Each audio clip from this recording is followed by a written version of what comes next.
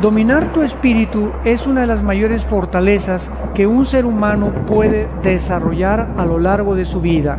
No se trata de algo que se logra de la noche a la mañana, sino de un camino de disciplina, paciencia y fe. En un mundo donde todo parece moverse a gran velocidad, donde las reacciones impulsivas abundan en las redes sociales, en el trabajo e incluso en nuestras propias familias, la persona que logra mantener la calma cuando otros pierden el control se convierte en un faro de luz, en un testimonio vivo de lo que significa tener verdadera fuerza interior.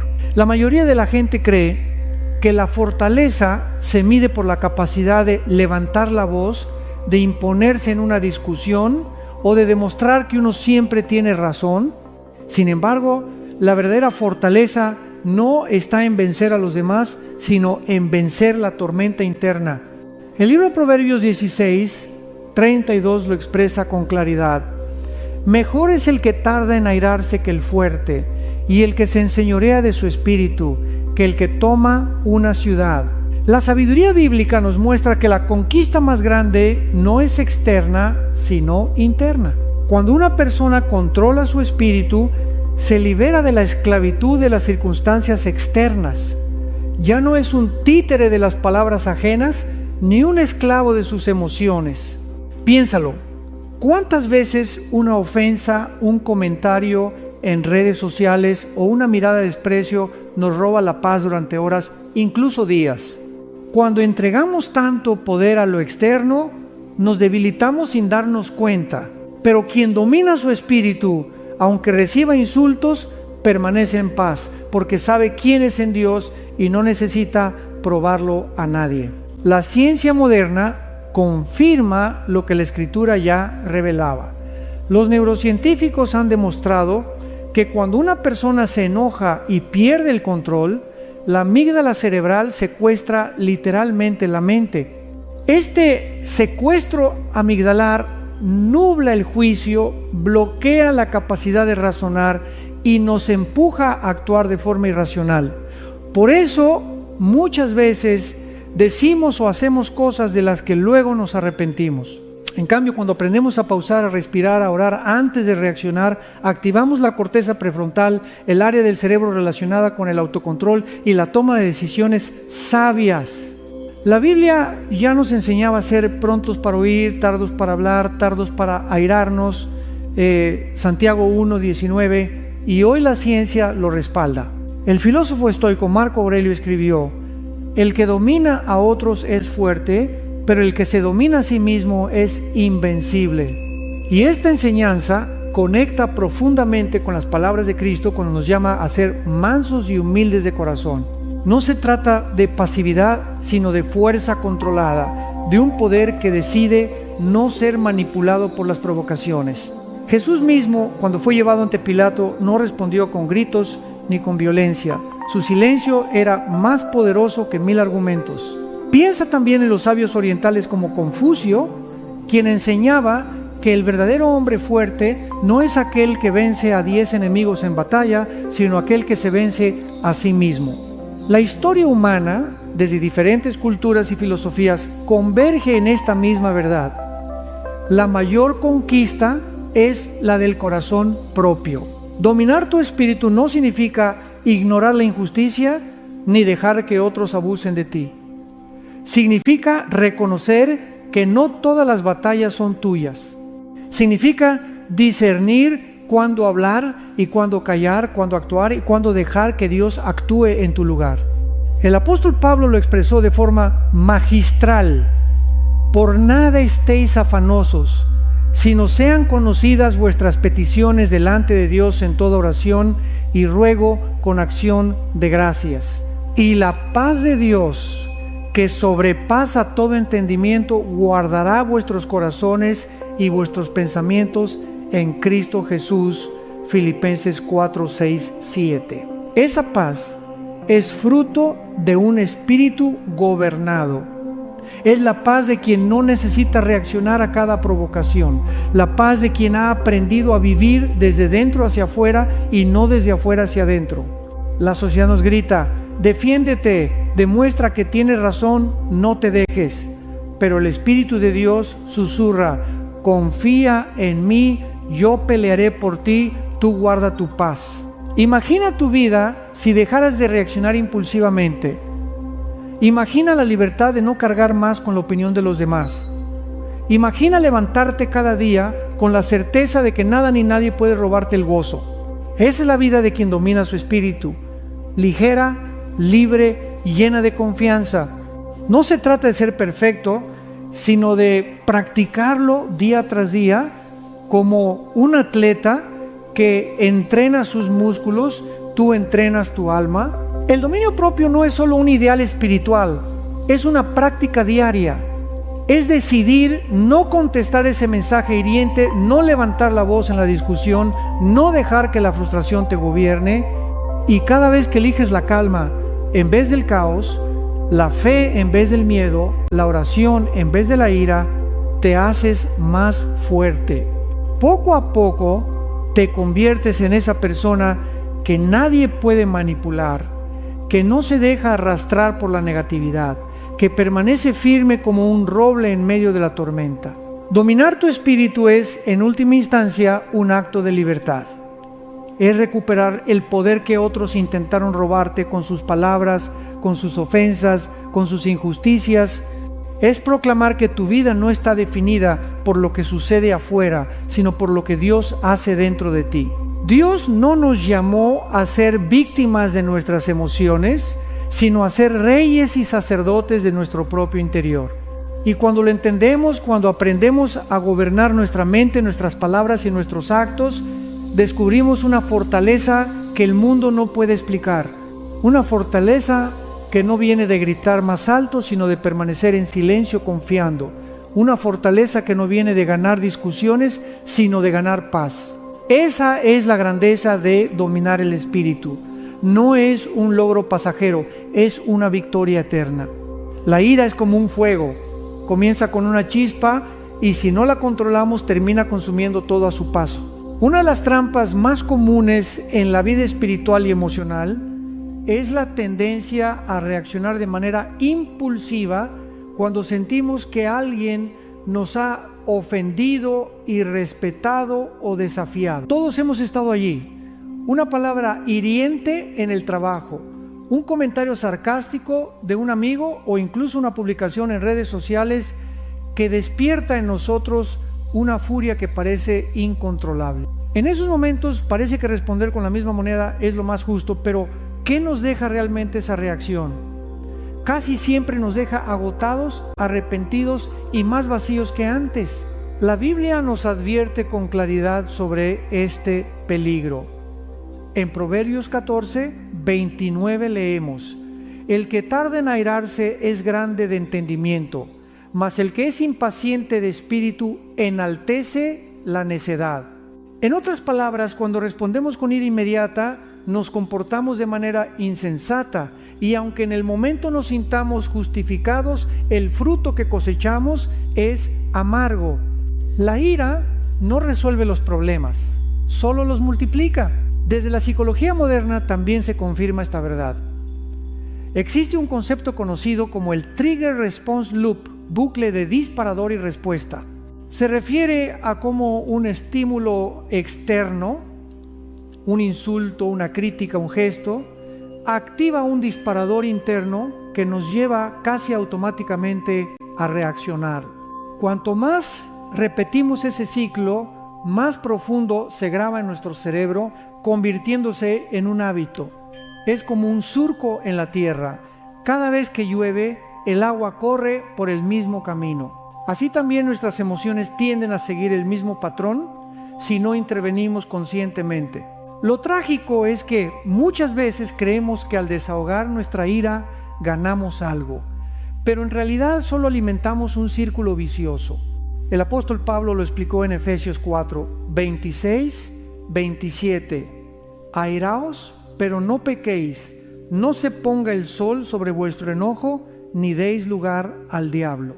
Observa que Pablo no niega la existencia de la emoción, la ira en sí misma no es pecado, pero sí advierte que si dejamos que se asiente, se convierte en una puerta abierta para el enemigo.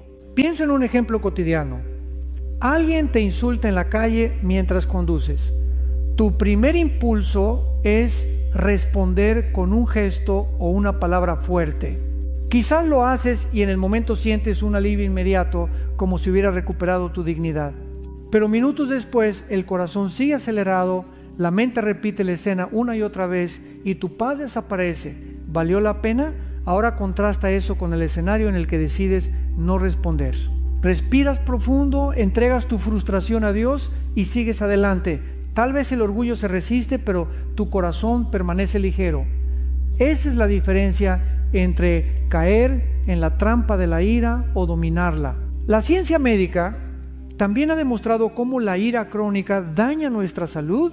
Estudios en cardiología han mostrado que las personas que guardan rencor o reaccionan con enojo frecuente tienen un riesgo mucho mayor de sufrir hipertensión, ataques cardíacos y problemas digestivos. Es decir, el cuerpo paga la factura de cada explosión emocional. Por eso, aprender a controlar la ira no es solo un mandato espiritual, es también un acto de amor propio. Jesús nos enseñó con su ejemplo cómo responder cuando somos provocados. Durante su arresto, uno de sus discípulos sacó la espada y cortó la oreja de un siervo del sumo sacerdote. Jesús lo detuvo diciendo: «Vuelve tu espada a su lugar, porque todos los que tomen espada, a espada perecerán». Mateo 26, 52. En ese momento, Jesús estaba mostrando que reaccionar con violencia solo genera más violencia. Su camino fue el del dominio propio, el camino que trae vida. En el mundo moderno, las redes sociales se han convertido en un terreno fértil para los estallidos de ira. Un simple comentario puede desencadenar discusiones interminables. Cada notificación se convierte en una provocación y muchas veces terminamos gastando nuestra energía en debates que no producen nada. Aquí se hace más evidente que nunca la enseñanza bíblica. La blanda respuesta quita la ira, mas la palabra áspera hace subir el furor. Proverbios 15:1. Dominar la ira no significa reprimirla, porque reprimir solo acumula presión que luego explota con más fuerza. Significa reconocerla, entender su origen y elegir conscientemente cómo responder. Puede ser a través de un momento de oración, de un silencio estratégico o incluso de retirarse de la situación. No responder inmediatamente es muchas veces el mayor signo de sabiduría. Los estoicos enseñaban algo similar, que no es el insulto el que nos hiere, sino la interpretación que hacemos de él. Si alguien nos llama inútiles, esa palabra solo tendrá poder si nosotros decidimos otorgárselo. De lo contrario, es solo aire moviéndose. Lo mismo enseña la fe cristiana, que nuestra identidad no se define por lo que otros dicen, sino por lo que Dios ha declarado sobre nosotros. Cada vez que caemos en la trampa de reaccionar con enojo, entregamos el control de nuestra vida a otra persona, pero cada vez que elegimos la calma, recuperamos el poder. Y esa elección repetida día tras día va formando un carácter fuerte, estable, capaz de soportar cualquier tormenta. Por eso, la próxima vez que sientas la furia subir como una ola, recuerda que tienes dos caminos: el de la reacción impulsiva que deja ruina o el del dominio propio que trae paz. Y aunque el primero parece más fácil, el segundo es el que te llevará a vivir con verdadera libertad. Hay un poder oculto en la calma, un poder que a simple vista parece invisible, pero que transforma profundamente a quien lo practica. En un mundo donde las voces se elevan para imponerse, donde la agresividad se confunde con autoridad y donde la impaciencia se celebra como eficacia, la persona que sabe detenerse, respirar y responder con serenidad se convierte en un testimonio vivo de verdadera sabiduría. El dominio del espíritu no se mide por la rapidez de la respuesta ni por la fuerza del grito, sino por la capacidad de mantener la paz interior aun cuando todo a tu alrededor parece desmoronarse. La Biblia nos recuerda esta verdad en Proverbios 16, 32. Mejor es el lento para la ira que el poderoso, y el que gobierna su espíritu que el que toma una ciudad. Aquí se nos muestra que el verdadero héroe no es el guerrero que conquista territorios externos, sino aquel que conquista el campo de batalla más difícil, su propio corazón. Cuando eliges la calma, eliges la victoria más grande, una victoria que no depende de la aprobación de otros, sino del fruto de tu autodominio. Observa a las personas que más admiras, aquellas que transmiten respeto y confianza. No suelen ser las que reaccionan impulsivamente, sino las que en medio de un conflicto saben escuchar en silencio, mirar con serenidad y hablar con suavidad. Esa es la verdadera fortaleza, la de quien elige la sabiduría sobre la reacción, la paz sobre la violencia, la paciencia sobre la frustración. Jesús mismo es el mayor ejemplo de este poder. Cuando fue llevado ante el tribunal, acusado injustamente y ridiculizado, no se defendió con ira ni con insultos. Mateo 27, 12, 14 relata que Jesús no respondió ni una palabra, de tal manera que el gobernador se maravillaba mucho. Su silencio no era debilidad, era autoridad. Era la calma de quien confía plenamente en la justicia de Dios.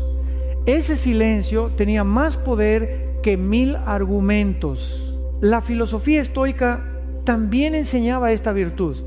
Marco Aurelio, emperador de Roma, escribía en sus meditaciones: si te afliges por algo externo, no es eso lo que te perturba, sino tu juicio sobre ello. Y está en tu poder borrar ese juicio ahora. Esta enseñanza conecta con la sabiduría bíblica. No son las circunstancias externas las que determinan tu paz, sino la manera en que decides responder a ellas. El poder de la calma es un poder de elección consciente. Imagina estar en medio de una tormenta.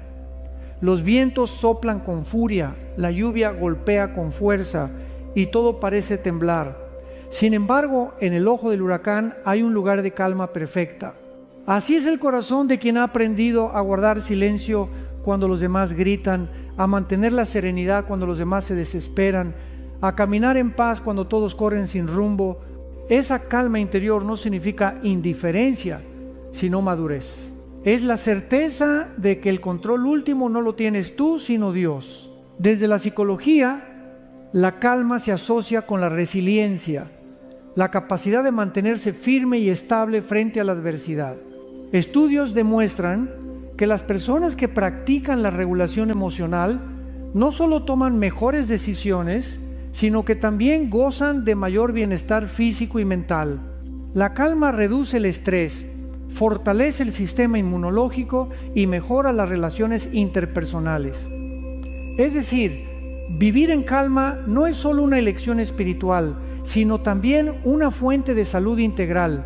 Pero alcanzar esta calma requiere práctica. No es algo automático, es el fruto de detenerte antes de reaccionar, de elegir pensar, antes de hablar, de aprender a respirar, antes de dejarte arrastrar por el impulso. Cada vez que decides responder con calma, estás entrenando tu espíritu como un atleta entrena sus músculos. Y aunque al principio parezca difícil, con el tiempo la calma se convierte en tu estado natural. La calma también implica saber esperar. Vivimos en una sociedad que nos empuja a la inmediatez. Todo tiene que resolverse ya, todo exige una reacción rápida, pero la calma nos recuerda que no todas las respuestas tienen que ser inmediatas, que muchas veces la mejor decisión surge del silencio y de la espera. Isaías 30:15 lo expresa con fuerza: en descanso y en reposo seréis salvos. En quietud y en confianza estará vuestra fortaleza. En la práctica cotidiana, este poder se manifiesta en cosas pequeñas. Elegir no responder de inmediato a un comentario hiriente, guardar silencio en medio de una reunión tensa, sonreír en lugar de devolver un insulto, o simplemente retirarse para orar cuando la emoción amenaza con desbordarse. Estos gestos aparentemente pequeños son en realidad actos de gran fortaleza. porque demuestran que eres dueño de ti mismo y no esclavo de tus impulsos. La calma, además, desarma a los demás. Una reacción violenta genera más violencia, pero una respuesta serena desconcierta, sorprende y muchas veces apaga el conflicto. Proverbios 15, uno lo resume magistralmente. La blanda respuesta quita la ira, mas la palabra áspera hace subir el furor. Lo que el mundo espera es pelea, lo que desarma al mundo es paz. Por eso el poder de la calma no es pasividad ni cobardía, es valentía en su máxima expresión. Se necesita más coraje para guardar silencio que para gritar, más fuerza para caminar en paz que para golpear con rabia, más madurez para esperar que para reaccionar. El que domina su espíritu no es débil, es sabio, y su vida refleja una paz que trasciende todo entendimiento. La próxima vez que te enfrentes a un conflicto, recuerda que tienes en tus manos una herramienta poderosa, la calma. No es un refugio para huir, sino un arma para vencer. Y cada vez que eliges la serenidad, estás escribiendo en tu vida un testimonio que brilla más que 1000 victorias externas, el testimonio de un corazón gobernado por Dios. Saber cuándo hablar y cuándo callar, cuándo luchar y cuándo retirarse, es una de las formas más altas de sabiduría espiritual. No todas las batallas están destinadas a nosotros, no todas las discusiones merecen nuestra energía y no todas las ofensas necesitan respuesta. La persona que ha aprendido a discernir esto, camina con una paz que el mundo no comprende, porque ha descubierto que muchas veces la mayor victoria no se obtiene ganando una pelea, sino eligiendo no pelear en absoluto. La Biblia es clara en este punto. Proverbios 26:4 nos dice: no respondas al necio de acuerdo con su necedad, para que no seas tú también como él. Este versículo nos revela un principio profundo. Entrar en ciertas discusiones no nos eleva, sino que nos arrastra al mismo nivel de la insensatez. Cuando alguien busca provocarnos, debatir por orgullo o pelear por ego, nuestra mejor defensa es elegir el silencio o retirarnos con dignidad. Esa decisión no es debilidad, es sabiduría. Piensa en Jesús. Hubo momentos en los que habló con firmeza y autoridad, como cuando reprendió a los fariseos hipócritas. Pero también hubo momentos en los que guardó silencio, como en su juicio injusto frente a Pilato. Ese discernimiento entre hablar y callar no era casualidad. Era fruto de una vida completamente alineada con la voluntad del Padre. Él sabía que no todas las palabras valen la pena, que no todo ataque necesita respuesta y que a veces la mayor declaración se hace con el silencio. En la vida cotidiana también enfrentamos este dilema. En el trabajo, un compañero puede intentar ridiculizarnos frente a otros. En la familia puede surgir una discusión donde todos quieren tener la última palabra. En las redes sociales, alguien lanza un comentario provocador solo para encender la polémica. En todas estas situaciones, la reacción natural sería responder, defendernos, demostrar que tenemos razón, pero el dominio espiritual nos enseña que muchas veces lo más sabio es simplemente sonreír, retirarse y guardar nuestra paz. El libro de Eclesiastés 3:7 nos recuerda que hay tiempo de callar y tiempo de hablar. El desafío es discernir cuál es cuál, y esa sabiduría no siempre proviene de la lógica humana, sino de un corazón sensible a la voz de Dios. A veces callar puede parecer una derrota, pero en realidad es una victoria mayor, la victoria de no dejar que otro controle nuestras emociones. La psicología moderna respalda este principio. Se ha demostrado que entrar en discusiones innecesarias eleva el cortisol, la hormona del estrés, dañando el sistema inmunológico y afectando la calidad del sueño. Por el contrario, elegir retirarse de un conflicto estéril protege nuestra salud mental y física. Lo que la Escritura llama paz y mansedumbre, hoy la ciencia lo reconoce como factores clave para una vida más plena y saludable. Hay una frase atribuida a Sócrates que dice: cuando el debate termina, la injuria se convierte en la herramienta del perdedor. En otras palabras, Cuando una discusión se basa únicamente en la necesidad de ganar, pierde su valor. El sabio no busca vencer con gritos, sino con serenidad. La verdadera grandeza no se mide en argumentos ganados, sino en la paz preservada. También debemos entender que saber retirarse no significa huir de todo. Hay batallas que sí debemos enfrentar: la lucha por la justicia, la defensa de los débiles, la proclamación de la verdad. Pero esas luchas no nacen del ego, sino del propósito divino. La diferencia está en discernir entre lo que surge de nuestro orgullo y lo que surge de la voluntad de Dios.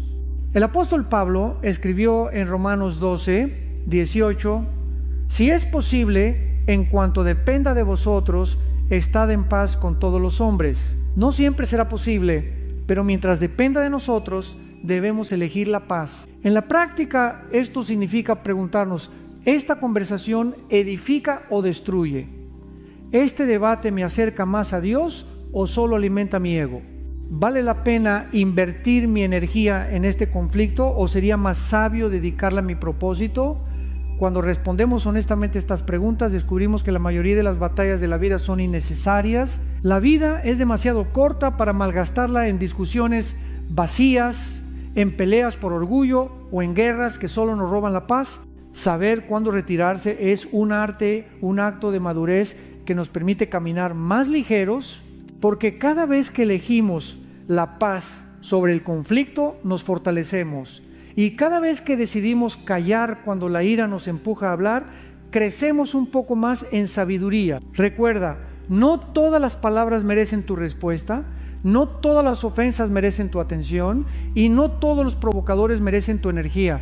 Cuando aprendes a discernir esto, caminas con libertad. Eres dueño de tu espíritu y ya no un esclavo de las provocaciones ajenas. Esa es la verdadera fuerza. Saber cuándo luchar y cuándo, con calma y dignidad, simplemente caminar en paz. Uno de los pesos más pesados que una persona puede cargar en su corazón es el de la ofensa, la ira y el resentimiento. Cuando alguien nos hiere con palabras, cuando traiciona nuestra confianza o nos trata con injusticia, la reacción natural es aferrarnos al dolor. Reproducimos mentalmente lo que sucedió, pensamos en lo que deberíamos haber respondido, alimentamos la herida una y otra vez. Sin darnos cuenta, ese rencor se convierte en una cadena que nos ata, en una carga que roba nuestra paz y envenena lentamente nuestra alma. La palabra de Dios nos enseña que la solución a este peso no es vengarnos ni buscar justicia por nuestras propias manos, sino aprender a soltarlo y entregarlo a Dios. En Mateo 11, 28-29, Jesús nos invita con ternura: venid a mí todos los que estáis trabajados y cargados, y yo os haré descansar. Llevad mi yugo sobre vosotros y aprended de mí, que soy manso y humilde de corazón, y hallaréis descanso para vuestras almas. Este descanso al que Cristo se refiere es la libertad que experimentamos cuando dejamos de cargar con el resentimiento y decidimos confiar en que Él es justo y que en sus manos siempre habrá verdadera justicia. Desde la psicología sabemos que guardar resentimiento afecta gravemente la salud. Investigaciones médicas muestran que las personas que no perdonan desarrollan niveles más altos de ansiedad, depresión y problemas cardiovasculares. El corazón humano no fue creado para vivir lleno de odio y el cuerpo termina pagando la factura de la amargura. En cambio, quienes aprenden a perdonar disfrutan de una mejor salud mental, mayor calidad de sueño y relaciones más estables. La ciencia moderna simplemente confirma lo que la Biblia ya enseñaba hace siglos: el perdón libera y sana. Imagina por un momento que llevas una mochila sobre tus hombros. Cada ofensa que guardas es como una piedra que vas colocando dentro de ella. Al principio no parece tan pesada, pero con el tiempo la carga se vuelve insoportable. Muchas personas viven así, cansadas, irritables, incapaces de disfrutar del presente porque el pasado aún les pesa. Pero el acto de soltar, de perdonar, es como abrir la mochila y dejar caer las piedras. no significa que lo que pasó no dolió ni que fue justo, sino que decides no permitir que ese dolor gobierne tu vida. El apóstol Pablo escribió en Efesios 4, 31-32: quítense de vosotros toda amargura, enojo, ira, gritería y maledicencia y toda malicia. Antes sed benignos unos con otros, misericordiosos, perdonándoos unos a otros, como Dios también os perdonó a vosotros en Cristo. Perdonar no es un acto de debilidad, es un acto de fortaleza. Es reconocer que si Dios nos perdonó en Cristo, no tenemos derecho a seguir reteniendo la deuda de los demás. Pero entendamos algo: perdonar no significa reconciliarse siempre ni volver a confiar ciegamente.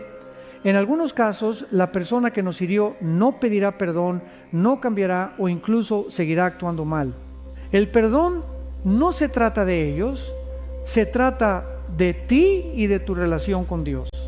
Se trata de liberar tu corazón del veneno del odio y confiar en que el Señor se encargará de la justicia. Romanos 12, 19 lo confirma: no os venguéis vosotros mismos, amados míos, sino dejad lugar a la ira de Dios, porque escrito está: mía es la venganza, yo pagaré, dice el Señor. Los grandes líderes espirituales también nos recuerdan este principio. Nelson Mandela, después de pasar 27 años en prisión injustamente, salió con una frase memorable: el resentimiento es como beber veneno esperando que muera tu enemigo. Esa imagen refleja con exactitud lo que pasa cuando retenemos la ofensa. No daña al otro, nos destruye a nosotros mismos. En el ámbito espiritual, aferrarse a la ofensa también nos impide recibir bendiciones. Marcos 11, 25 nos enseña: y cuando estéis orando, perdonad si tenéis algo contra alguno, para que también vuestro Padre que está en los cielos os perdone a vosotros vuestras ofensas. Cuando retenemos resentimiento, cerramos la puerta a la misericordia divina. El perdón no solo es un acto hacia los demás, es también una llave que abre el cielo sobre nuestra vida. Por supuesto, perdonar no siempre es fácil. Algunas heridas son tan profundas que parece imposible liberarlas. A veces el proceso de soltar lleva tiempo, lágrimas y repetidas oraciones, pero cada vez que decides decir: Señor, lo pongo en tus manos, estás dando un paso hacia la sanidad. El perdón es más un viaje que un instante, un camino en el que Dios va sanando poco a poco las cicatrices de tu corazón. La tradición cristiana habla también de la importancia del acto de rendición. No se trata solo de decir perdono de labios hacia afuera, sino de un acto interior de entrega. Es como extender las manos vacías hacia Dios y decirle: ya no quiero cargar más con esto, te lo entrego a ti. En ese momento, aunque las emociones aún griten, el alma empieza a experimentar libertad. El amor es el complemento del perdón. 1 Corintios 13:5 nos recuerda que el amor no guarda rencor. Cuando decidimos amar aunque el otro no lo merezca, estamos reflejando el corazón mismo de Dios. No significa permitir abusos o injusticias, sino elegir que el resentimiento no tenga la última palabra. Esa elección de amor es la que rompe cadenas y abre camino a una vida más plena. Por eso, si hoy llevas en tu corazón el peso de una traición, una palabra dura o una injusticia, recuerda que no fuiste creado para vivir cargado. Suelta esa mochila, libérate, entrégaselo al Dios que ve todo, que conoce cada lágrima y que promete hacer justicia en su tiempo perfecto. Y mientras tanto, camina en la libertad de quien ha aprendido a soltar y ha elegido vivir ligero, en paz y en amor. El mundo suele pensar que el amor es un sentimiento débil, reservado únicamente para los momentos de ternura o para las personas que lo merecen. Sin embargo, la Biblia nos enseña que el amor verdadero no es una emoción pasajera, sino una decisión firme, una forma de vida que tiene el poder de transformar no solo relaciones, sino también corazones y naciones enteras. El amor es fuerza, no debilidad. El amor es la respuesta más poderosa frente al odio, la injusticia y la provocación. El apóstol Pablo, en 1 Corintios 13, describe el amor con palabras que parecen imposibles de cumplir. El amor es paciente, es bondadoso. El amor no es envidioso ni jactancioso, no se envanece, no hace nada indebido, no busca lo suyo, no se irrita, no guarda rencor. Este retrato del amor no se refiere a un ideal romántico, sino a un estilo de vida que refleja el corazón mismo de Dios. Y cuando un creyente elige caminar en amor, está mostrando una fuerza que el mundo no entiende. La capacidad de responder con gracia cuando sería más fácil responder con ira. La historia nos ofrece ejemplos vivos de este poder. Martin Luther King Jr., frente a la segregación racial en Estados Unidos, proclamaba que el odio no puede expulsar al odio, solo el amor puede hacerlo. Misión tras misión, él eligió responder con marchas pacíficas y discursos cargados de esperanza.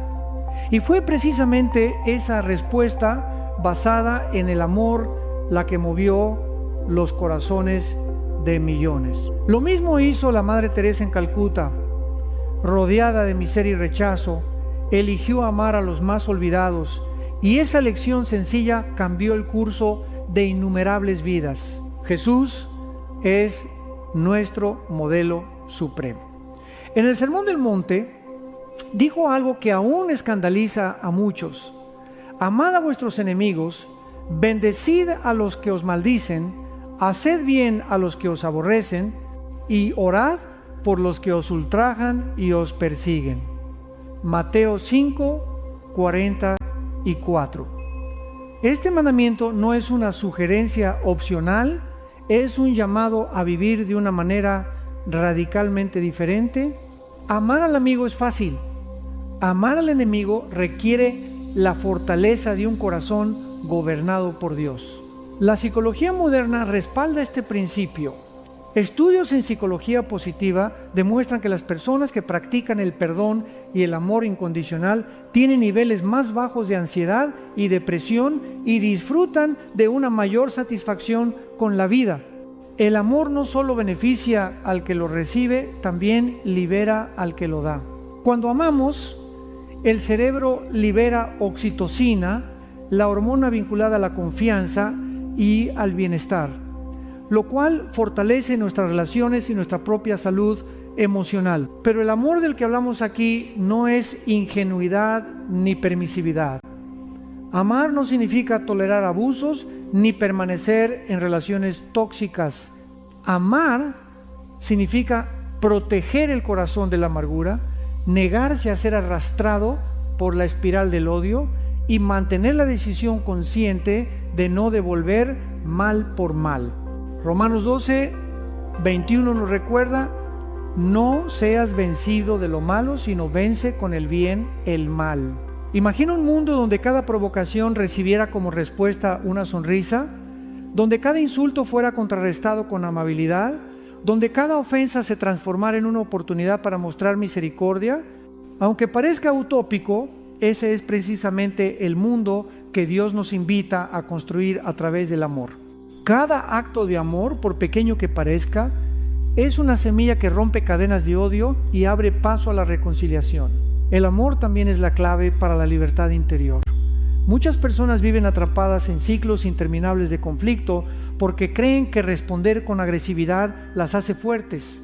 Sin embargo, el verdadero prisionero es aquel que no sabe amar porque su corazón siempre está encadenado al resentimiento. En cambio, quien ama vive ligero, libre, sin necesidad de probar nada a nadie. El amor es victoria, no derrota. En la práctica, caminar en amor significa elegir callar cuando tus palabras solo traerían más conflicto, orar por la persona que te hirió en lugar de maldecirla, escuchar con paciencia aunque no estés de acuerdo y extender la mano al que menos lo espera. Cada una de estas acciones es una declaración poderosa. Mi vida no está gobernada por el odio ni por la ira, sino por el amor de Dios que vive en mí. La Biblia también nos advierte que la falta de amor alimenta la contienda. Santiago 4, uno pregunta: ¿de dónde vienen las guerras y los pleitos entre vosotros? ¿No es de vuestras pasiones las cuales combaten en vuestros miembros? En otras palabras, cuando dejamos que el ego, el orgullo o el deseo de tener la razón dominen, creamos conflicto. Pero el amor rompe ese ciclo porque no busca lo suyo, sino el bien del otro. Amar, entonces, es un acto de valentía. Requiere más fuerza elegir la bondad que elegir la crueldad, más poder contener la lengua que lanzar un insulto, más madurez perdonar que guardar rencor. El amor es la mayor arma contra el caos, la mayor defensa contra la ofensa y la mayor medicina contra el resentimiento. Por eso, si hoy enfrentas situaciones donde la provocación y el conflicto parecen inevitables, recuerda que tienes una alternativa que el mundo no espera: el amor.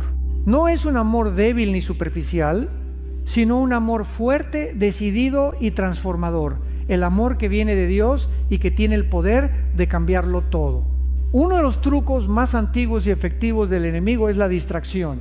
Él sabe que no puede arrebatarte lo que Dios ya ha preparado para tu vida, pero sí puede intentar desviarte, hacer que pierdas el enfoque, que te desgastes en batallas innecesarias y que te entretengas en cosas que no tienen valor eterno.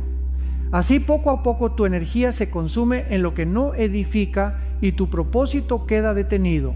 La Biblia nos advierte sobre esto de manera clara. En Juan 10, Jesús dice: el ladrón no viene sino para hurtar, matar y destruir. Yo he venido para que tengan vida y para que la tengan en abundancia. Muchas veces pensamos que este robo se refiere solo a pérdidas materiales, pero la realidad es que el enemigo también roba nuestra atención, nuestra paz y nuestro tiempo. Y cuando logra distraernos, nos aparta de la abundancia de vida que Cristo promete. Las distracciones no siempre son evidentes, no siempre se presentan como tentaciones grandes o pecados escandalosos. Muchas veces son pequeñas cosas que parecen inofensivas: una discusión sin sentido, un comentario ofensivo, una preocupación exagerada, una comparación en redes sociales. Cada una de estas semillas tiene el poder de desviarnos si no aprendemos a reconocerlas. Proverbios 4, 25-27 nos da la clave: tus ojos miren lo recto y diríjanse tus párpados hacia lo que tienes delante. Examina la senda de tus pies y todos tus caminos sean rectos.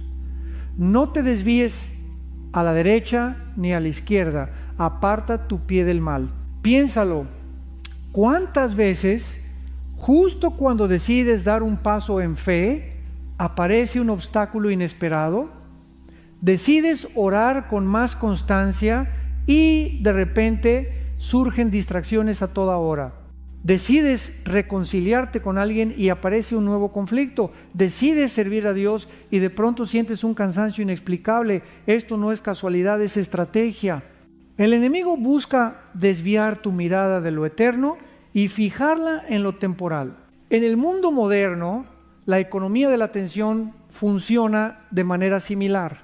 Las redes sociales, los medios de comunicación y la publicidad luchan por capturar cada segundo de tu mirada, porque saben que tu atención es el recurso más valioso. Lo mismo hace el enemigo. Sabe que si gana tu atención, gana tu energía. Y si gana tu energía, debilita tu propósito. Un ejemplo bíblico claro está en la vida de Nehemías. Mientras reconstruía los muros de Jerusalén, sus enemigos intentaron distraerlo, invitándolo a reuniones para detener su obra. Pero Nehemías respondió con firmeza: yo hago una gran obra y no puedo ir, porque cesaría la obra dejándola yo para ir a vosotros.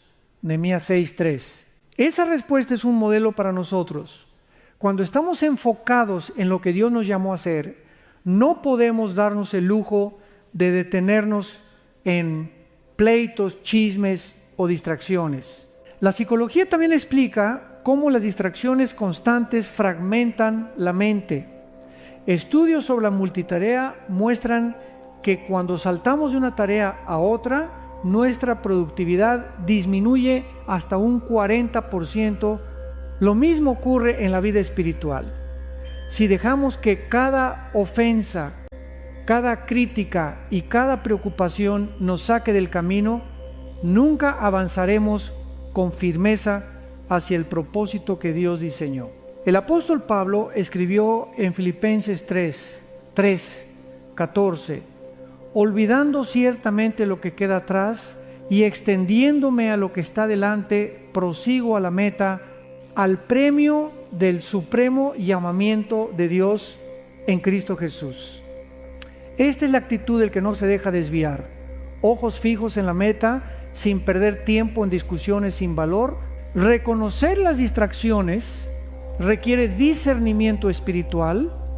A veces será una provocación que quiere despertar tu orgullo. Otras veces será una ofensa que busca encender tu ira. En ocasiones será una tentación de comodidad para que dejes de avanzar. Pero cada vez que elijas ignorar esas trampas y mantener tu mirada en Dios, estarás recuperando tu poder. El enemigo sabe cuáles son tus debilidades. Si luchas con el orgullo, enviará personas que desafíen tu ego. Si luchas con la ira, permitirá provocaciones. Si luchas con la duda, traerá situaciones que parezcan injustas.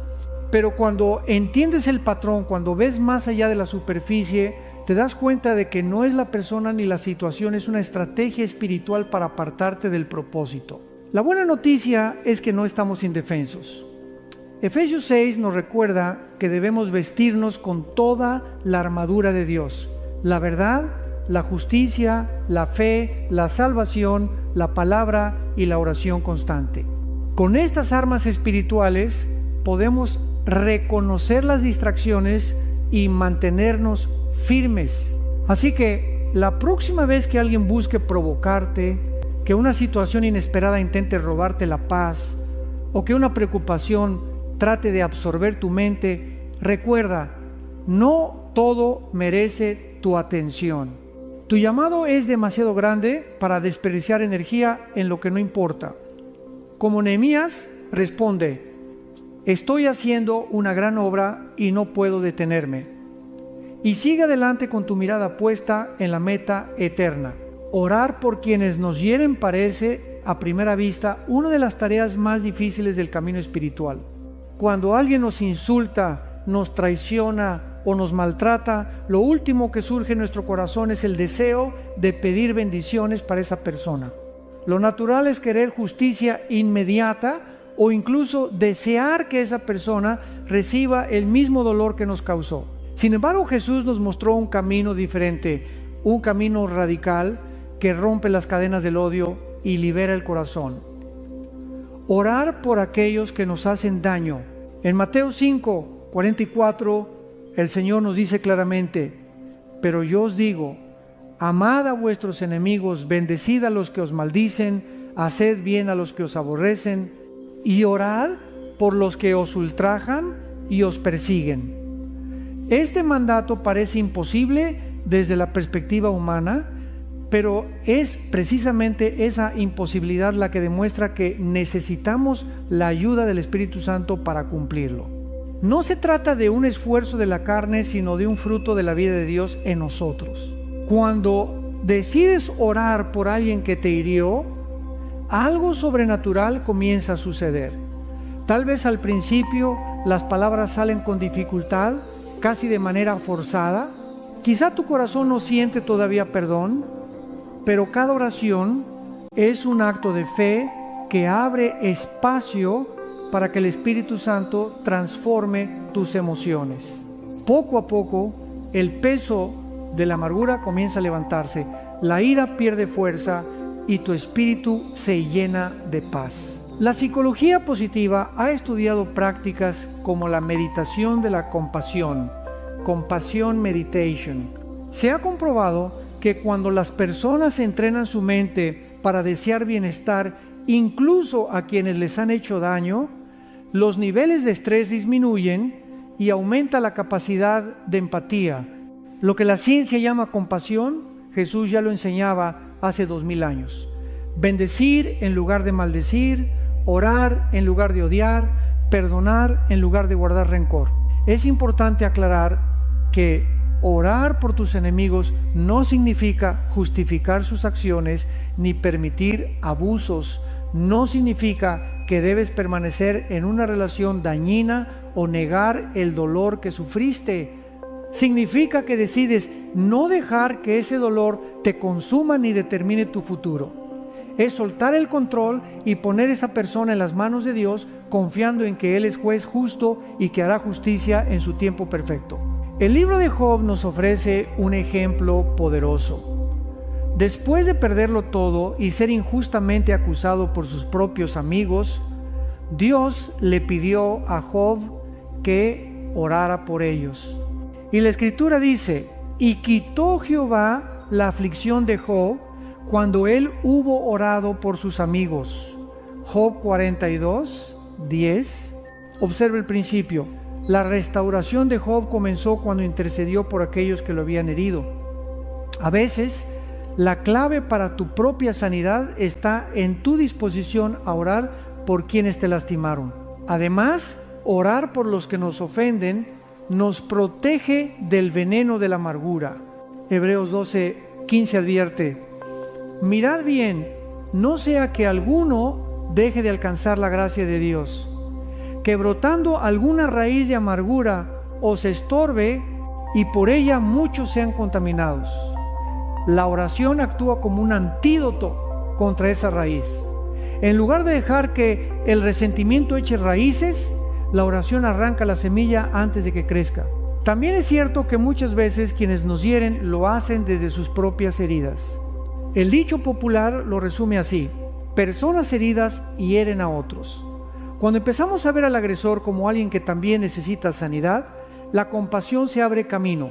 No significa excusar su comportamiento, pero sí reconocer que la maldad muchas veces es fruto del dolor no resuelto. Y en ese momento nuestra oración deja de ser solo obediencia y se convierte en un acto genuino de misericordia. Jesús nos dio el ejemplo supremo en la cruz. Mientras sufría el dolor más intenso y era ridiculizado por quienes lo crucificaban, clamó: Padre, perdónalos porque no saben lo que hacen. Lucas 23, 34. Estas palabras no solo liberaron a sus verdugos, también nos mostraron que el amor verdadero se expresa incluso en medio del sufrimiento más profundo. En la práctica, orar por los que nos hacen daño puede comenzar con algo tan simple como decir: Señor, bendice a esta persona.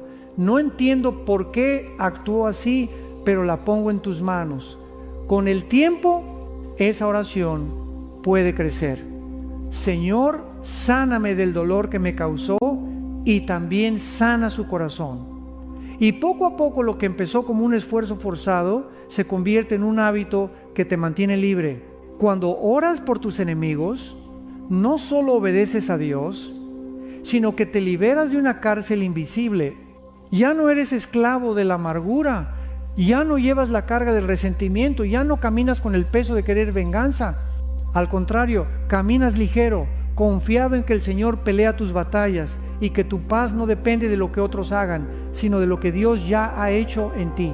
Así que la próxima vez que alguien te provoque, en lugar de gastar tu energía en planear respuestas o venganzas, inclina tu corazón en oración. Tal vez tu carne se resista, pero tu espíritu será fortalecido. Y descubrirás que orar por quienes te hieren no cambia solo a la otra persona, sino que sobre todo te cambia a ti. Uno de los mayores ataques que enfrentamos en la vida no es externo, sino interno: la duda sobre nuestro propio valor. El enemigo sabe que si logra convencerte de que no vales, de que eres insuficiente o insignificante, puede detenerte antes de que siquiera intentes caminar en el propósito que Dios preparó para ti. Por eso, una de sus estrategias favoritas es sembrar mentiras en tu mente. No eres capaz, no eres digno, tu pasado te condena, nadie te necesita.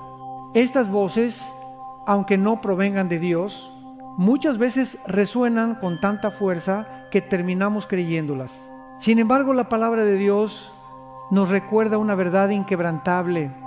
Nuestro valor no depende de lo que hacemos, de lo que tenemos o de lo que los demás opinan de nosotros. Nuestro valor está enraizado en el simple hecho de que fuimos creados a imagen y semejanza de Dios. Génesis 1:27. Esto significa que cada persona, sin importar su historia o sus errores, tiene una dignidad intrínseca que nadie puede quitar. El salmista lo expresó con una belleza única en el Salmo 139, 13, 14. Porque tú formaste mis entrañas, tú me hiciste en el vientre de mi madre. Te alabaré, porque formidables, maravillosas son tus obras. Estoy maravillado y mi alma lo sabe muy bien. No eres un accidente, no eres un error, no eres producto del azar. Fuiste formado con intención, con detalle, con amor eterno. Cuando entiendes esto, el peso de la comparación, del rechazo y de la inseguridad comienza a romperse. El mundo, en cambio, mide el valor por estándares superficiales: apariencia física, dinero, éxito profesional, seguidores en redes sociales. Pero todo eso es temporal y frágil. Hoy te aplauden y mañana te olvidan. Hoy eres admirado y mañana criticado. ¿Vas a dejar que tu identidad dependa de algo tan inestable? Jesús nos ofrece una base más firme. El cielo y la tierra pasarán, pero mis palabras no pasarán. Mateo 24, 35. Si Él dice que eres amado, elegido y redimido, esa palabra tiene más peso que cualquier opinión humana. La psicología moderna confirma el poder de la autoimagen. Personas que se perciben a sí mismas como valiosas y capaces enfrentan la vida con más resiliencia y superan mejor las dificultades. Pero lo que la psicología llama autoestima, la fe lo llama identidad en Cristo, porque no se trata solo de pensar positivo, sino de creer profundamente lo que Dios ya declaró sobre ti. Efesios 2:10 lo resume así: porque somos hechura suya, creados en Cristo Jesús para buenas obras, las cuales Dios preparó de antemano para que anduviésemos en ellas. Mira lo que sucede cuando no conoces tu valor. Aceptas relaciones que no te respetan, porque piensas que no mereces algo mejor. Te conformas con trabajos que no reflejan tus talentos, porque crees que no eres suficiente para aspirar a más. Vives comparándote con otros, midiendo tu vida con sus logros y terminas frustrado, olvidando que tu camino es único y que Dios te diseñó con un propósito especial.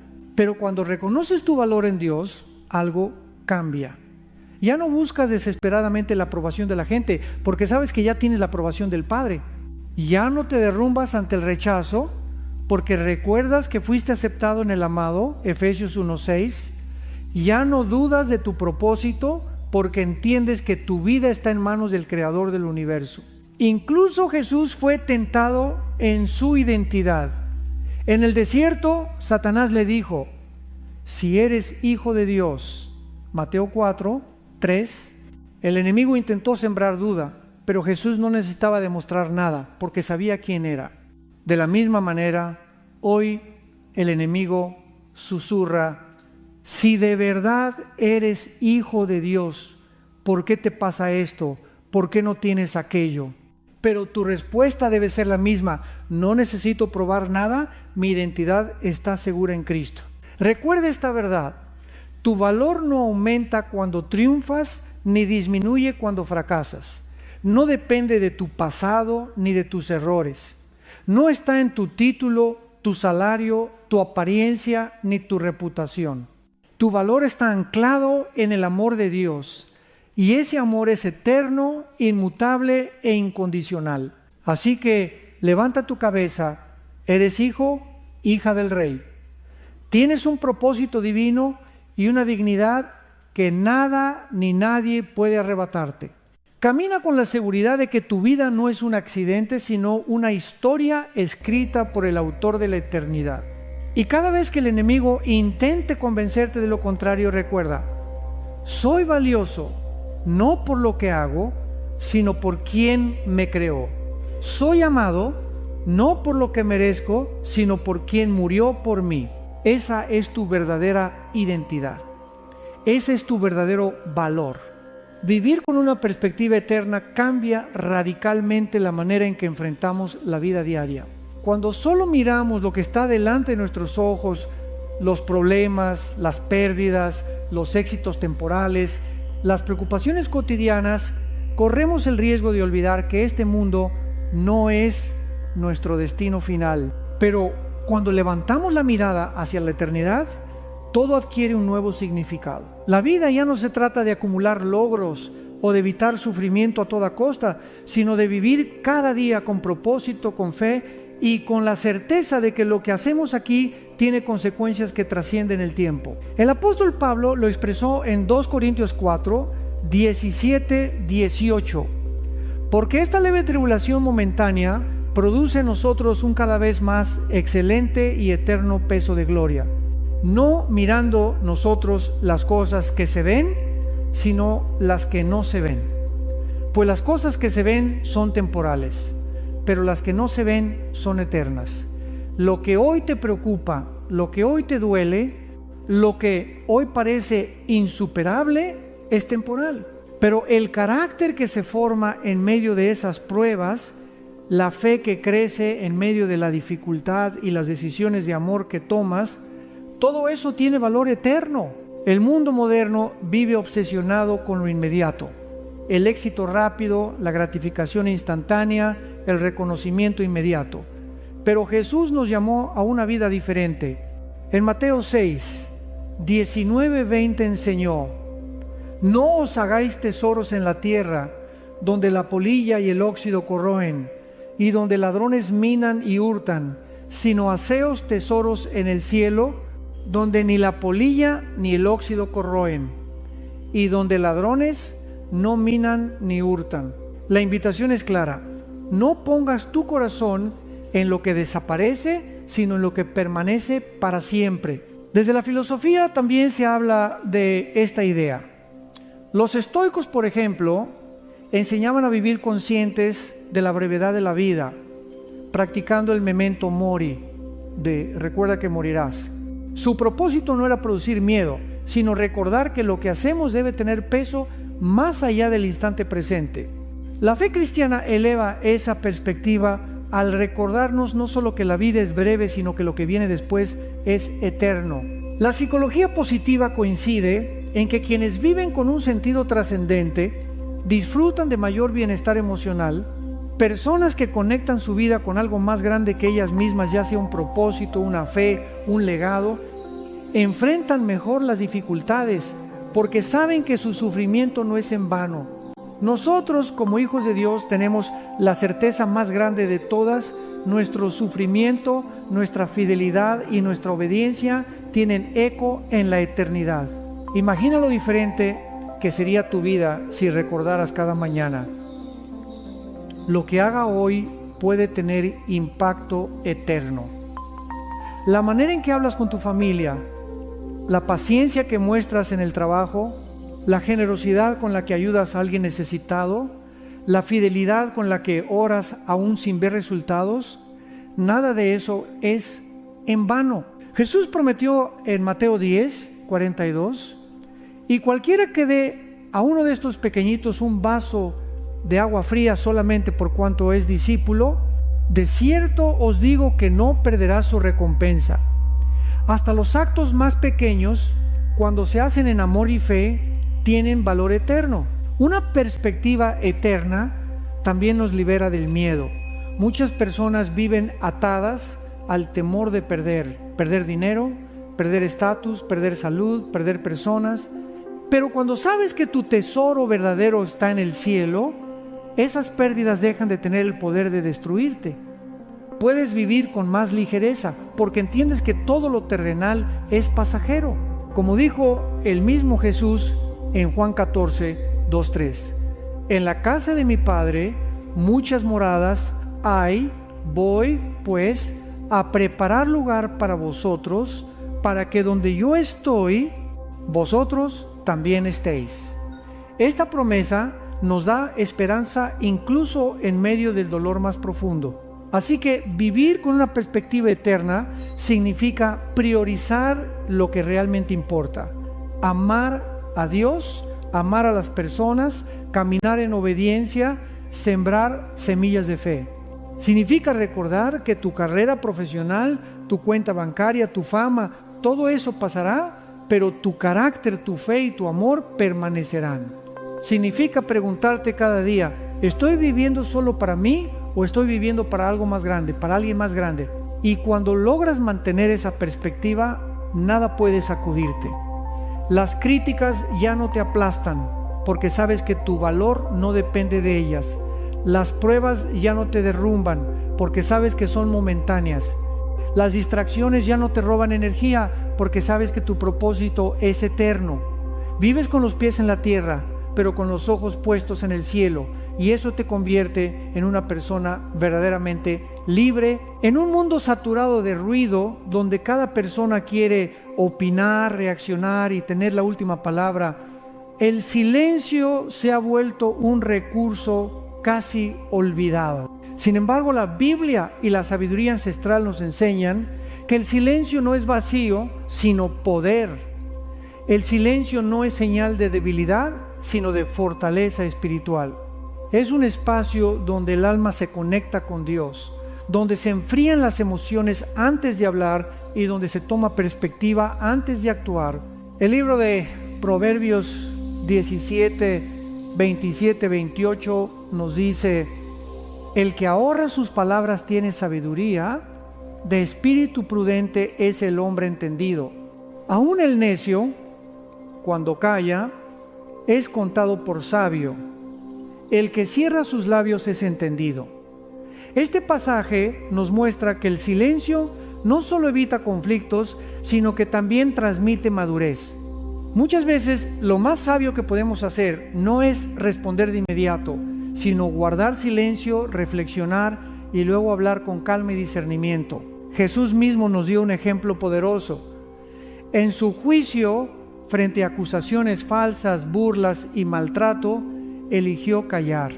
Mateo 27, 12, 14 dice que cuando fue acusado por los principales sacerdotes y por los ancianos, nada respondió, de tal manera que el gobernador se maravillaba mucho. Su silencio no era sumisión, sino dominio propio. Él sabía que no necesitaba defenderse, porque la verdad y el propósito de Dios estaban de su lado.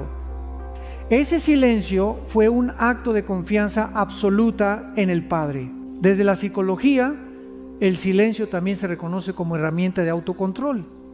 Cuando alguien reacciona en el calor del momento, su cerebro está gobernado por la amígdala, la parte emocional, pero cuando una persona se permite un momento de silencio, activa la corteza prefrontal, la zona racional del cerebro, lo que le permite tomar decisiones más sabias. Así, el silencio no es ausencia de respuesta, es un tiempo de preparación para responder con inteligencia y no con impulso. La filosofía oriental, particularmente el budismo, también valora el silencio como práctica espiritual. Se enseña que el silencio es a veces la mejor respuesta porque evita añadir leña al fuego de la ira. Aunque nuestra fe cristiana tiene fundamentos diferentes, encontramos en estas enseñanzas un eco del principio bíblico. Muchas veces es mejor callar que hablar con ira. El silencio también protege nuestro corazón. Proverbios 29, 11 declara: el necio da rienda suelta a toda su ira, mas el sabio al fin la sosiega. Cada vez que eliges el silencio en lugar de explotar, te estás entrenando en paciencia, en humildad y en mansedumbre. Y ese entrenamiento forma parte de la obra del Espíritu Santo en tu vida, porque el fruto del Espíritu incluye el dominio propio. Gálatas 5, 23. Por supuesto, el silencio no siempre significa pasividad. Hay momentos en los que hablar es necesario para defender la justicia, para proclamar la verdad, para animar al caído. Pero incluso en esos casos, El silencio previo nos prepara para hablar con claridad y con poder. El silencio es el terreno donde se gesta la palabra correcta, en el momento correcto, con el espíritu correcto. Imagina lo diferente que serían muchas discusiones si en lugar de apresurarnos a responder, practicáramos un instante de silencio. Esa pausa evitaría palabras hirientes, daría espacio a la reflexión y abriría la puerta a una comunicación más sana. Incluso en los conflictos más intensos, el silencio puede desarmar al adversario. Como dice Proverbios 15, 1. La blanda respuesta quita la ira, mas la palabra áspera hace subir el furor. El silencio también nos conecta con Dios. Salmo 46, 10 nos invita: estad quietos y conoced que yo soy Dios. En medio del bullicio de la vida, el silencio es el lugar donde escuchamos la voz divina. Allí, lejos del ruido de las opiniones humanas y de nuestras propias emociones agitadas, el Espíritu Santo susurra dirección, consuelo y fortaleza. En resumen, el silencio es una disciplina espiritual que fortalece el espíritu, protege el corazón y refleja sabiduría. No es huida, es dominio propio, no es debilidad, es confianza en Dios.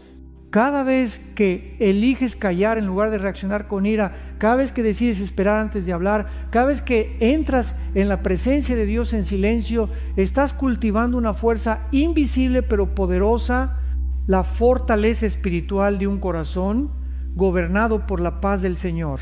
La sabiduría bíblica no es solo un conjunto de consejos antiguos, ni simples frases bonitas para leer de vez en cuando. Es un mapa divino para navegar la vida, una lámpara que ilumina nuestro camino en medio de la oscuridad y una brújula que nos mantiene orientados hacia lo eterno en medio de un mundo lleno de confusión. El rey Salomón lo expresó en Proverbios 4, 7. Sabiduría ante todo adquiere sabiduría y sobre todas tus posesiones adquiere inteligencia. Aquí aprendemos que la verdadera riqueza no está en lo material, sino en vivir con discernimiento y entendimiento. La sabiduría bíblica tiene una característica especial: no se queda en teoría, sino que transforma la práctica de la vida cotidiana. Nos enseña cómo hablar, cómo decidir, cómo relacionarnos con los demás, cómo administrar lo que tenemos y cómo mantener la calma en medio de la tormenta. Mientras la sabiduría del mundo cambia con las modas y las filosofías pasajeras, la sabiduría de Dios permanece firme porque se basa en principios eternos. Santiago 1, 5 nos da una promesa preciosa. Y si alguno de vosotros tiene falta de sabiduría, pídala a Dios, el cual da a todos abundantemente y sin reproche, y le será dada. Esto significa que la sabiduría no depende solo de nuestra experiencia ni de nuestra educación, sino de nuestra humildad para pedirla al Padre. Él está dispuesto a dárnosla en abundancia, siempre que la busquemos con un corazón sincero. La psicología moderna ha comprobado que las personas que toman decisiones basadas en valores firmes y en principios claros disfrutan de mayor bienestar y estabilidad emocional. Eso es precisamente lo que la sabiduría bíblica hace. Establece fundamentos sólidos que no dependen de emociones momentáneas, sino de verdades permanentes. Por ejemplo, el mandamiento de amar a tu prójimo como a ti mismo no es solo una instrucción espiritual, también es una guía práctica que, aplicada, mejora nuestras relaciones y nuestra salud mental. Un aspecto central de la sabiduría bíblica es el temor del Señor. Proverbios 9, 10 declara: el temor de Jehová es el principio de la sabiduría, y el conocimiento del Santísimo es la inteligencia. Este temor no es miedo, sino reverencia, respeto profundo por Dios y por sus caminos. Cuando reconocemos que Él es soberano, entendemos que la verdadera sabiduría comienza en la humildad de admitir que necesitamos su dirección. La sabiduría también nos enseña a controlar nuestras palabras. Proverbios 18, 21 nos recuerda: la muerte y la vida están en poder de la lengua, y el que la ama comerá de sus frutos. Esto significa que cada palabra que decimos construye o destruye da vida o hiere.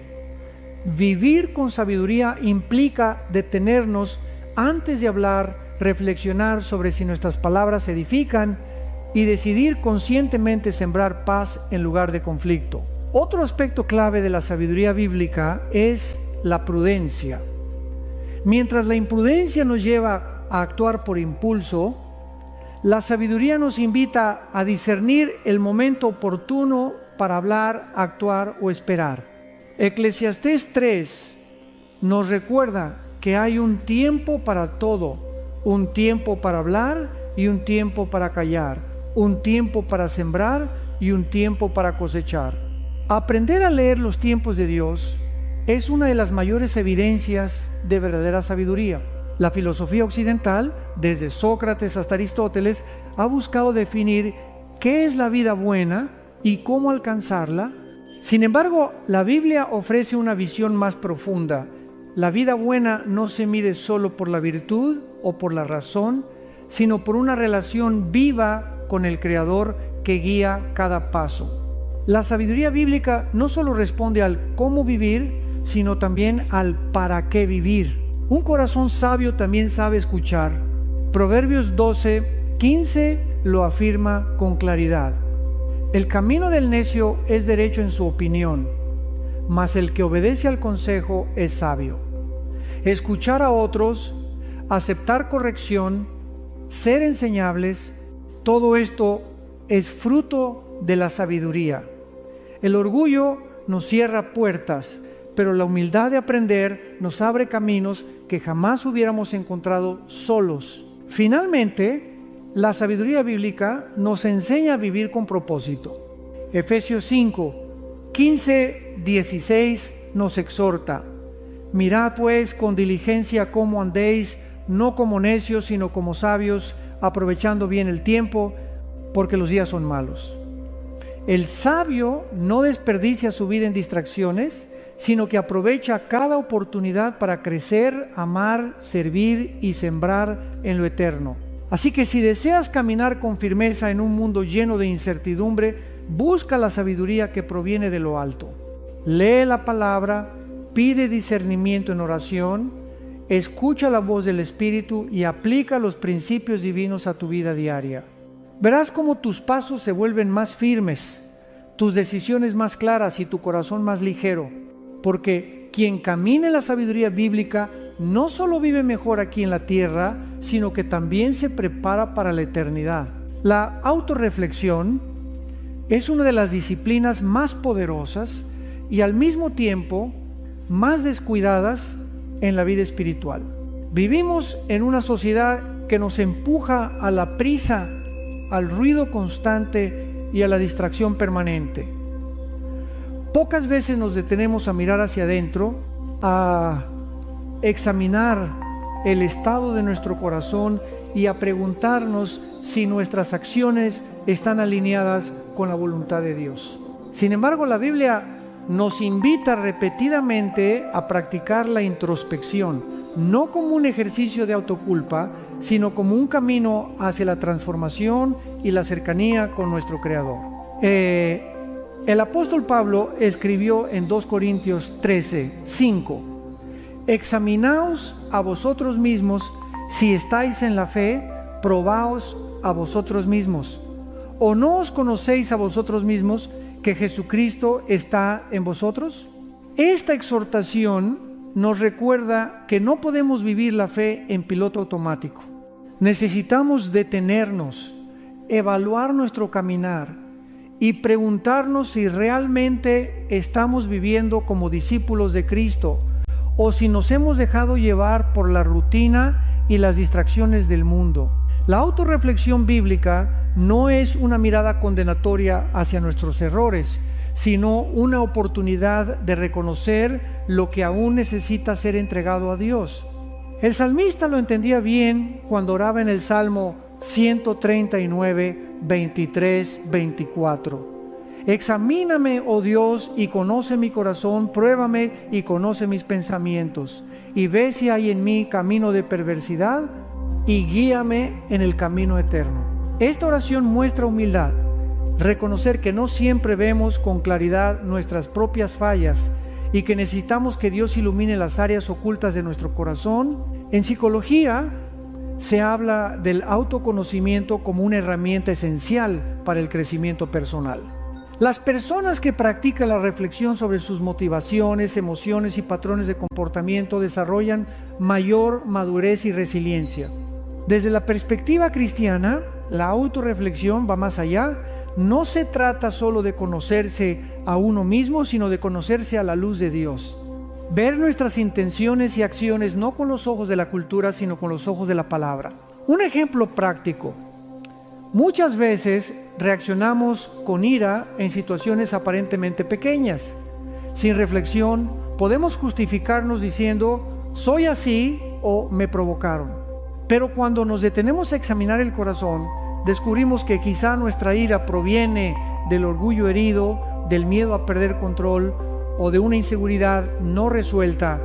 En ese momento, la autorreflexión nos lleva a confesar, a pedir perdón y a permitir que el Espíritu Santo transforme esa área de nuestra vida. También debemos reconocer que la autorreflexión no siempre es cómoda.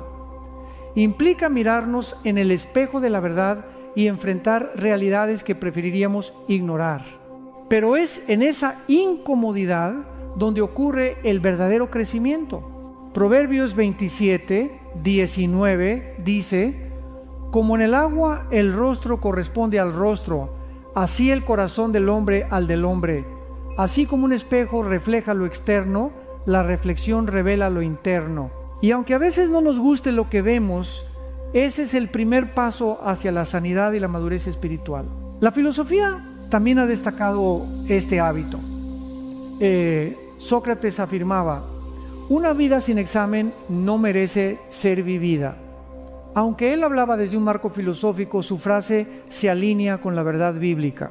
Necesitamos examinar nuestra vida para asegurarnos de que caminamos en integridad y propósito.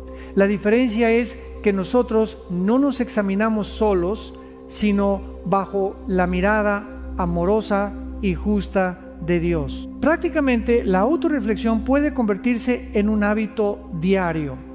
Antes de dormir puedes preguntarte, ¿cómo hablé hoy? ¿Fui paciente? ¿Actué con amor? ¿Confié en Dios? ¿O me dejé llevar por el miedo? Estas preguntas no son para castigarte, sino para invitarte a crecer y a rendir cada área al Señor. La autorreflexión también nos lleva a la gratitud.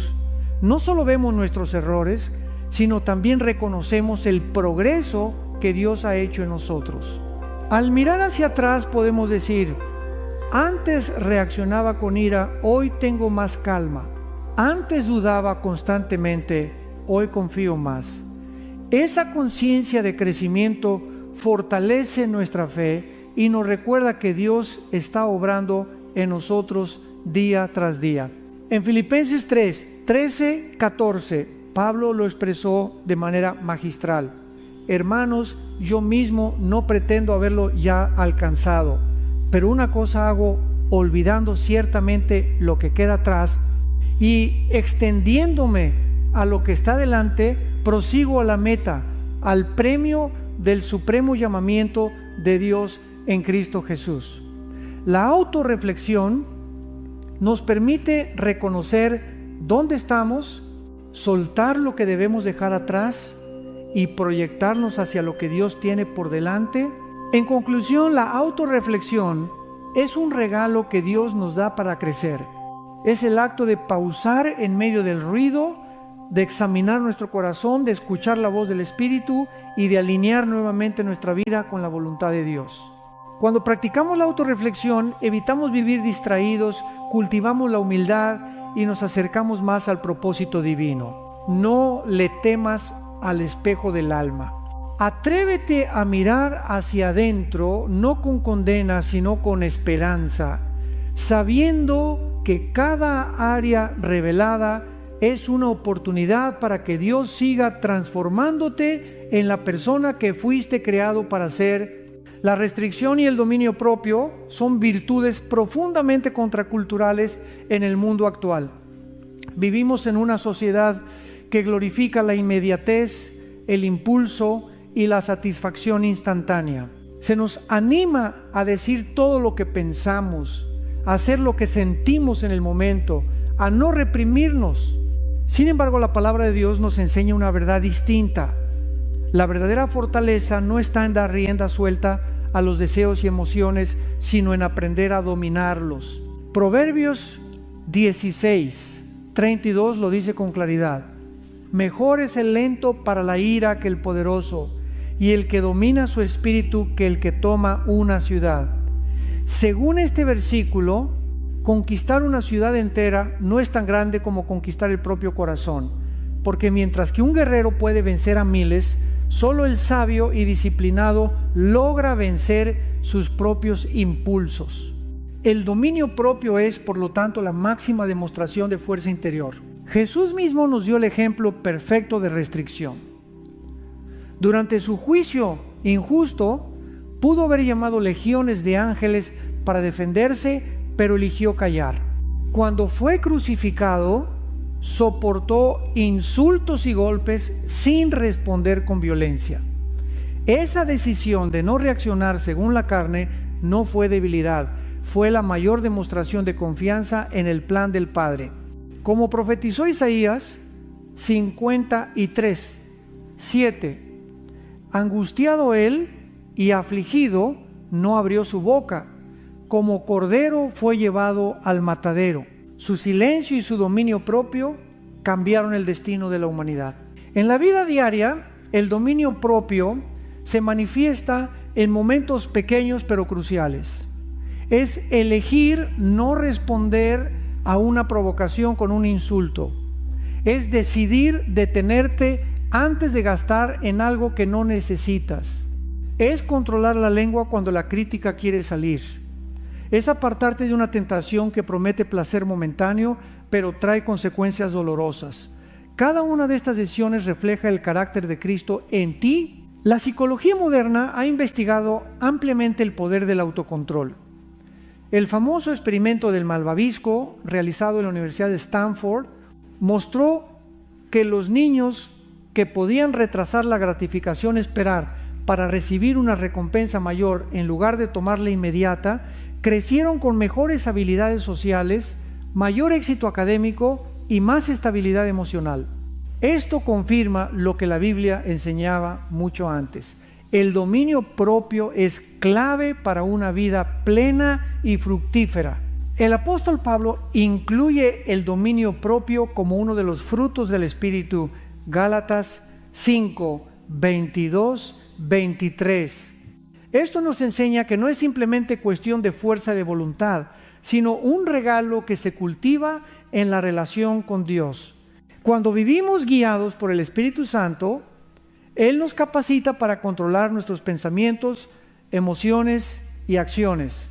Así, lo que antes parecía imposible callar en medio de la ira, resistir la tentación, ser pacientes en la espera, se convierte en una realidad porque ya no vivimos según la carne, sino según el Espíritu.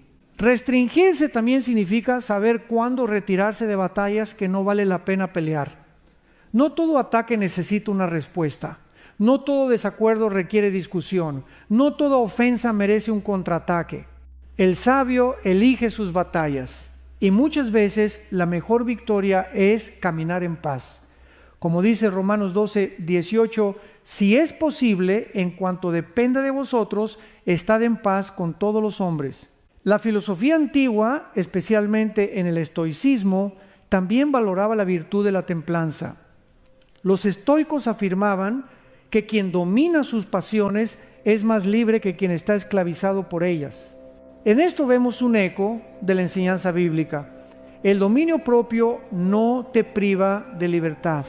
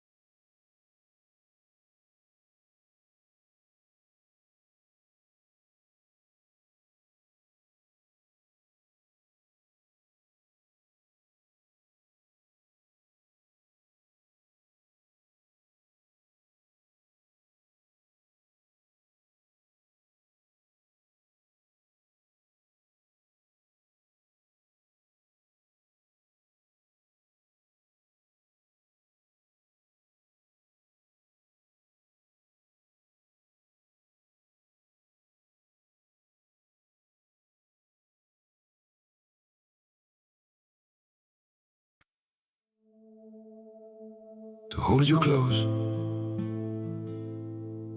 I've dreamed 1,000 nights,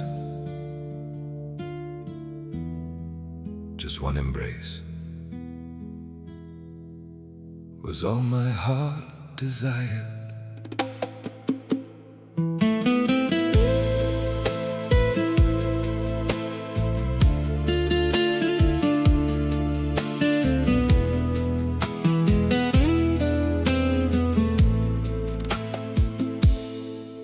Every night I close my tired eyes, you appear within my soul, like a wish I keep on chasing, that I've never gotten to hold. I imagined all those moments, your soft breath, your gentle touch, built 1,000 dreams around you, simply wanting you this much. To hold you in my arms, my love. I've dreamed so many times, through the lonely nights and silent tears, you're always on my mind. To hold you in my arms, my love, was the wish I held so deep. 1,000 dreams were made of you before I fell asleep. I would trade the stars above me just to feel your heartbeat near. For 1 second in your embrace would erase these waiting years.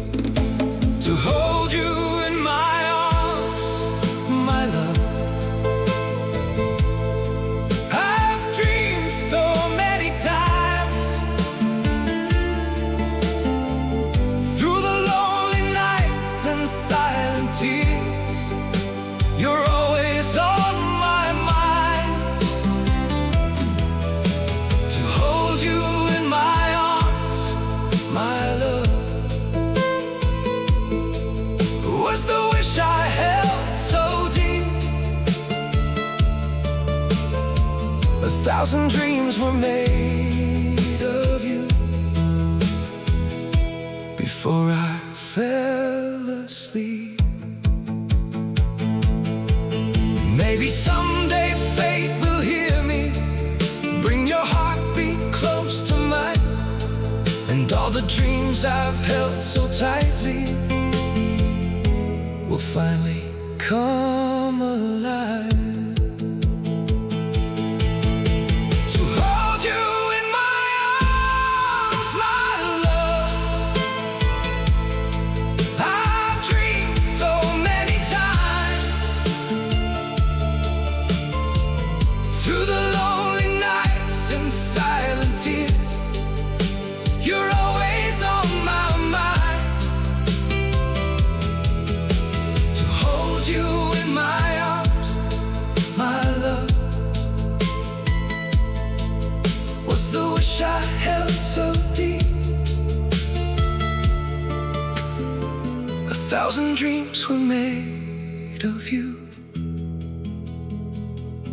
before I fell asleep.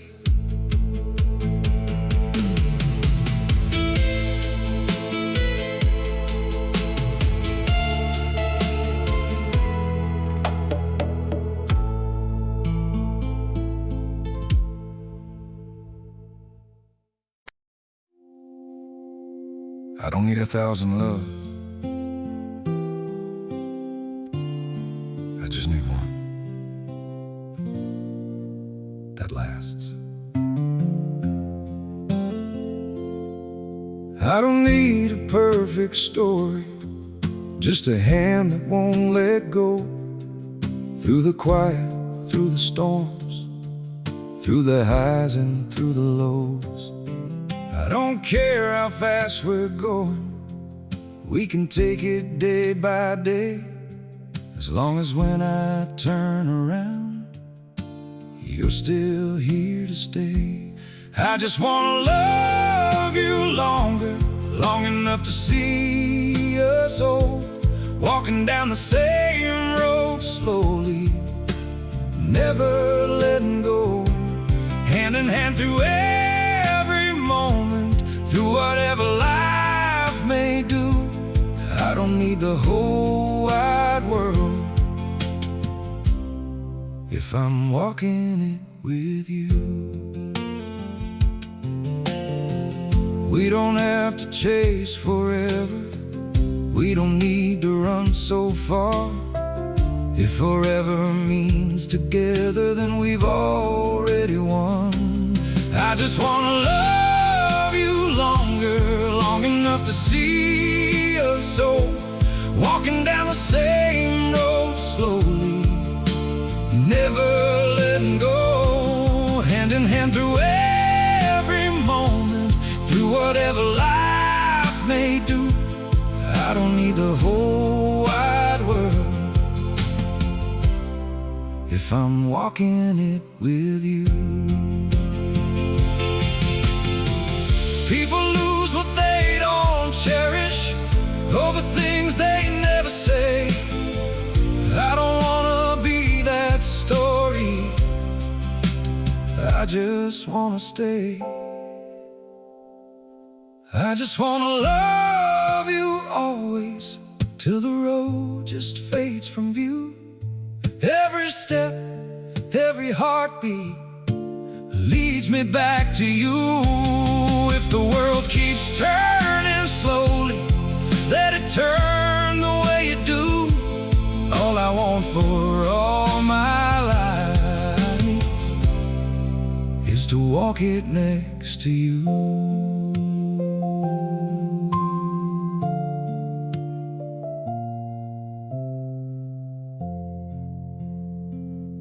I don't need 1,000 loves, I just need one